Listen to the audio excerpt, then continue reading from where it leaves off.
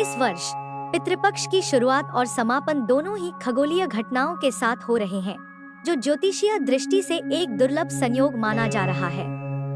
7 सितंबर को पितृपक्ष के आरंभ पर पूर्णिमा के दिन पूर्ण चंद्र ग्रहण लगा था और अब 21 सितंबर रविवार को पितृपक्ष के समापन यानी महालया अमावस्या पर दूसरा और अंतिम आंशिक सूर्य ग्रहण लग रहा है।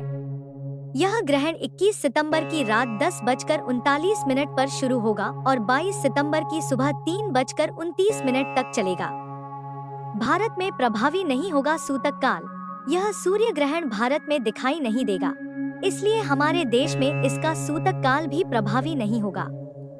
आमतौर पर सूर्य ग्रहण से 9 घंटे पहले सूतक काल शुरू हो जाता है, जिसमें शुभ कार्यों और मंदिरों के पट बंद रखने की परंपरा है। चूंकि यह ग्रहण भारत में दृश्यमान नहीं है, इसलिए इस दिन सभी धार्मिक अनुष्ठान, पूजा पाठ और श्राद्ध कर्म बिना किसी रोक टोक के किए जा सकेंगे। यह उन लोगों के लिए अच्छी खबर है जो सर्वपितृ अमावस्या पर अपने पितरों का श्राद्ध, तर्पण और पिंडदान करना चाहते हैं। न्यूजीलैंड में दिखेगा साफ साफ।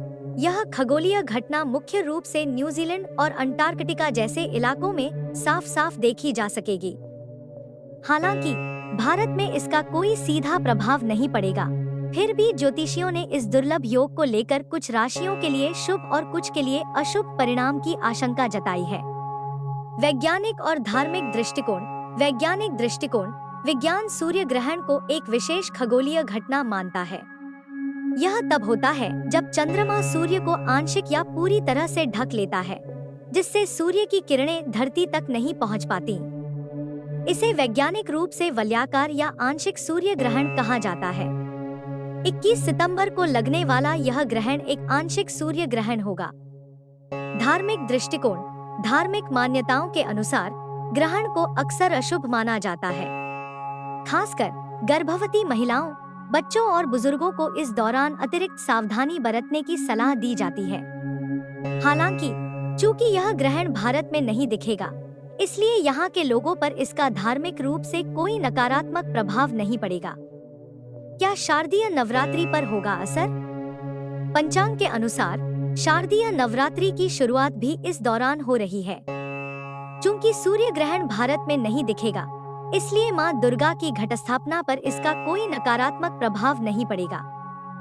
फिर भी कुछ ज्योतिषियों का मानना है कि जहां यह ग्रहण दृश्यमान होगा, वहां रहने वाले भारतीयों को पूजा में एकाग्रता पाने में कठिनाई या मानसिक रूप से विचलित करने वाली परिस्थितियां महसूस हो सकती हैं। इस तरह 2025 का दूसरा और अंतिम सूर्य ग्रहण खगोलीय दृष्टि से तो दुर्लभ है, लेकिन भारत में प्रत्यक्ष रूप से नहीं देखा जाएगा। इसके बावजूद ज्योतिषीय दृष्टिकोण और धार्मिक परंपराओं के अनुसार इसे महत्वपूर्ण माना गया है।